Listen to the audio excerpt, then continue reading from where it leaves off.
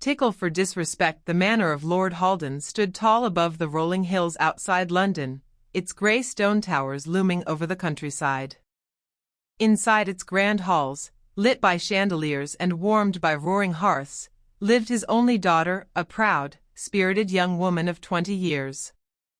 Clothed that evening in a flowing silk green gown embroidered at the sleeves with golden thread, she was admired by many for her beauty. Her long dark hair tumbled over her shoulders, her pale skin radiant in the candlelight. Yet, with beauty came arrogance, a habit of sharp words, and a pride that often tested the patience of her father. The evening meal began in the great hall, as servants hurried with trenchers of roasted meat, fresh bread, and goblets of wine. At the long oak table sat a few guests, 2 visiting knights, the household steward, and a cousin of the family. All were seated when Lord Haldan entered, his robes dark crimson, trimmed in fur, his bearing regal and stern. The daughter sat near the head of the table, lounging with careless ease, her green gown spilling gracefully across the bench. As her father spoke of matters of trade and the king's latest decree, she interrupted with mocking laughter.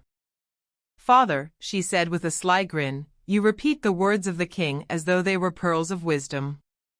Yet everyone knows he is a fool. Why must you echo his foolishness?" The hall fell silent. A servant froze mid-step, clutching a pitcher of ale. The knights exchanged a glance, astonished at her boldness. Lord Haldan's brow furrowed. "Daughter," he said firmly, his voice carrying the weight of authority, "mind your tongue. You speak not only against your king but against your father. Such insolence dishonors this house." But she only smirked, leaning back with a glint of mischief in her eye. "Oh, father, must you always preach? Perhaps you take yourself too seriously. The king may be a fool, but you," she paused, letting the words sting, "you are too proud to see it." A ripple of shock passed through the hall. The guests bowed their heads, pretending not to hear. The servants trembled, unsure whether to continue their duties. Lord Haldan's face darkened, and his hand tightened around the goblet he held. Never before had she spoken so brazenly, and never before in the presence of others. "Enough," he thundered, slamming the goblet onto the table. "Your tongue has betrayed you. You will learn respect tonight." He rose, his robes sweeping the floor. "Take her," he ordered the steward, "to the dungeon below. Tonight she will remember her place." The young woman's face paled, though she tried to mask her sudden fear with defiance. The steward hesitated, but obeyed, taking her gently but firmly by the arm. She protested, pulling against his grip, but the command of Lord Haldan was absolute. The guests lowered their eyes as she was escorted out, her silk gown rustling against the stone floor, her slippers tapping loudly in the heavy silence. The dungeon beneath the manor lay the ancient dungeon, carved of cold stone, its walls damp with the scent of earth and time. Torches flickered in their sconces, casting shadows across the chamber. In the center stood a heavy wooden bench, its surface smooth from years of use.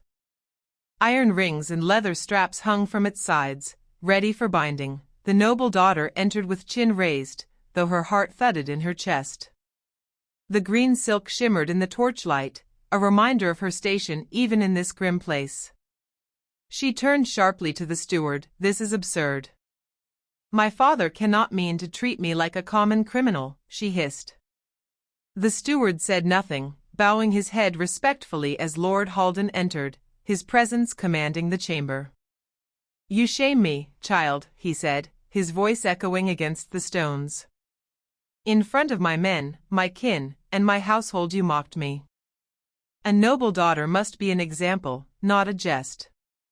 For this, you shall learn respect." Her lips curled into a sneer. "And what lesson do you think these stones will teach me? Will you have me whipped like a thief?" "No," he replied firmly, moving toward the bench. "For commoners, there is the lash. But for my blood, there is a lesson more fitting. You will not forget it." The binding at his command, 2 servants stepped forward. The young woman recoiled, but the torchlight revealed the uncertainty in her eyes. Her wrists were drawn gently but securely into the leather straps above her head. Her ankles were fastened apart, leaving her bare feet exposed at the end of the bench. She gasped, struggling against the bonds, the silk of her gown tightening around her legs. "Father, this is madness. Release me at once." But Lord Haldan only shook his head. "Your pride must be broken, not your body. Tonight, your laughter will teach you humility." The punishment. Slowly, he knelt at the foot of the bench, his hands hovering over her bound feet. Her eyes widened. "No, surely not," she stammered. "Father, this is childish." But the moment his fingers brushed lightly across her soul, she jerked violently, a burst of laughter escaping her lips against her will. "Father! Stop this at once," she cried, her voice breaking into shrieks of laughter as his hands moved deliberately across her sensitive skin. Her back arched, her silk gown shimmering as she writhed. The sound of her laughter echoed in the stone chamber, wild and uncontrollable. "You think respect is a jest," he said calmly between her gasps. "Then you shall laugh until you beg for it."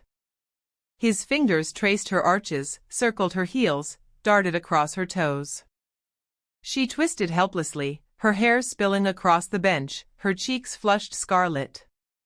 Tears streamed from her eyes as laughter poured from her lips. "Father, please, I cannot, endure it," she cried, but the nobleman continued, unwavering. "Disrespect brings shame. Pride must bend, or pride must break." Breaking the pride. Minutes dragged on like hours. Her once proud laughter dissolved into desperate giggles, then into sobbing pleas.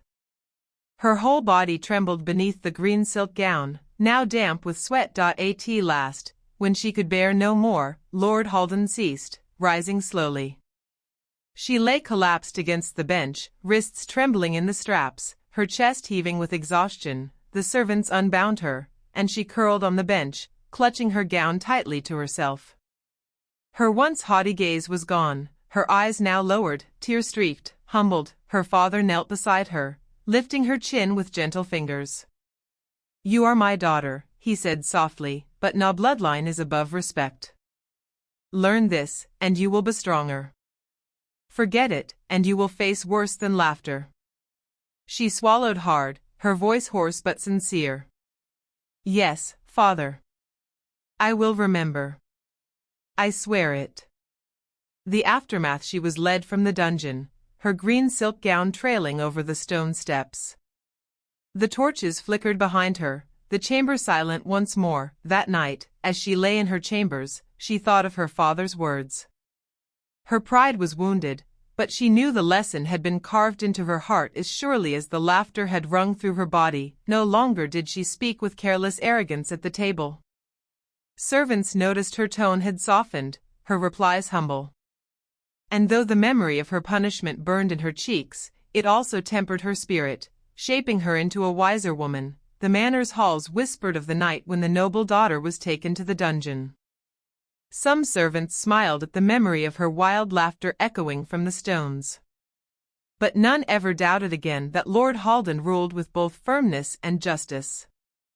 And the young woman, now respectful and subdued, never forgot the night she was tickled into humility beneath the flickering torches of the dungeon.